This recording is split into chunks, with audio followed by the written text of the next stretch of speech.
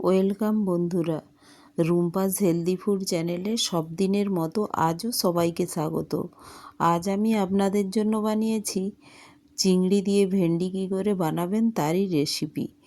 আর তার জন্য আমি 500 গ্রামের মতো ভেন্ডি নিয়েছি, আর এটি আগেই আমি ধুয়ে নিয়েছি। ধুয়ে এখন আমি এটা কেটে নিলাম, একটু বড় বড় করেই ভেন্ডিগুলো কাটলাম। আর আলুটা আমি সরু সরু করে কেটে নিয়েছি, আর কয়েকটি চেরা কাঁচা লঙ্কা নিয়েছি। আর নিয়েছি সর্ষে পোস্ত পেস্ট, এটা আগেই পেস্ট করে নিয়েছি। আর নিয়েছি লবণ, হলুদ, সর্ষের তেল, ফোড়নের জন্য নিয়েছি 5 ফোড়ন লঙ্কা।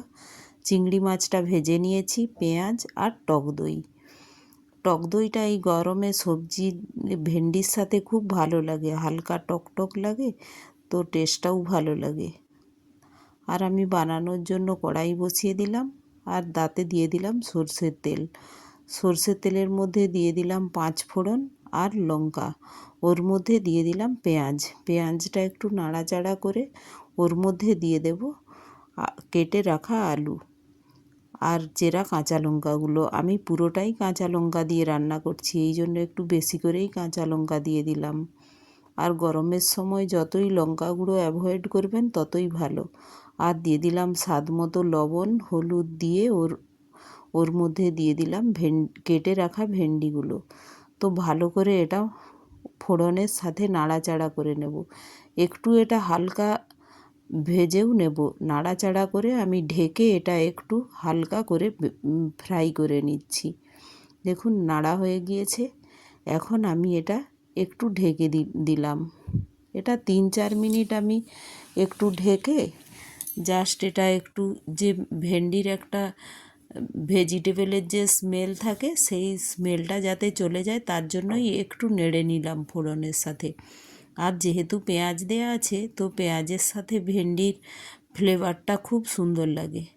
এখন ভালো করে নাড়াচাড়া করে ওর মধ্যে দিয়ে দিলাম যে মশলাটা পেস্ট করে রেখেছিলাম ওটা, আর ওটা নাড়াচাড়া করে ওর মধ্যে দিয়ে দিলাম টক দই। এই সময় টক দইটা দিয়ে দিলাম। এখনও আমি একটুও ভেন্ডিতে জল ইউজ করছি না, এটা পুরোটাই ঢেকে ঢেকে এখন বানিয়ে নিচ্ছি। তো মশলাগুলো দিয়ে আমি এখন নাড়াচাড়া করে এটাও ঢেকে আমি একটু কুক হতে দিলাম। দেখুন ভেন্ডি আর দই এগুলোতেই অনেকটা কুক হয়ে গিয়েছে, প্রায় 70% আমার আলু আর ভেন্ডি কুক হয়ে গিয়েছে। তো এই সময় এর মধ্যে দিয়ে দেব যে মশলা দিয়েছিলাম ওই মশলা ধোয়া জলটা, আর এর উপরে দিয়ে দেব চিংড়ি মাছগুলো। আর এই ভেন্ডিটা রান্না হতে জল প্রায় লাগে না। দেখুন কতটুকু পরিমাণে আমি জল দিলাম, খুব কম পরিমাণেই জল দিয়েছি। এক্সট্রা জল অত, এই ভেন্ডির মধ্যেই ময়েশ্চার থাকে, তা ওতেই কুক হয়ে যায়।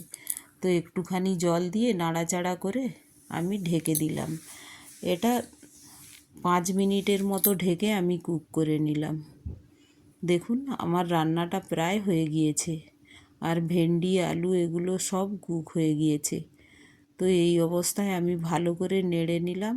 দেখুন একটুও জল নেই, আর ভেন্ডিগুলো আর আলু সব ভালোভাবে কুক হয়ে গিয়েছে। তো এই অবস্থায় ঢেকে আমি গ্যাসটা বন্ধ করে দেব।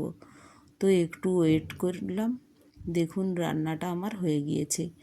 দেখতেও যতটা ভালো লাগছে, খেতেও ঠিক অতটাই সুন্দর।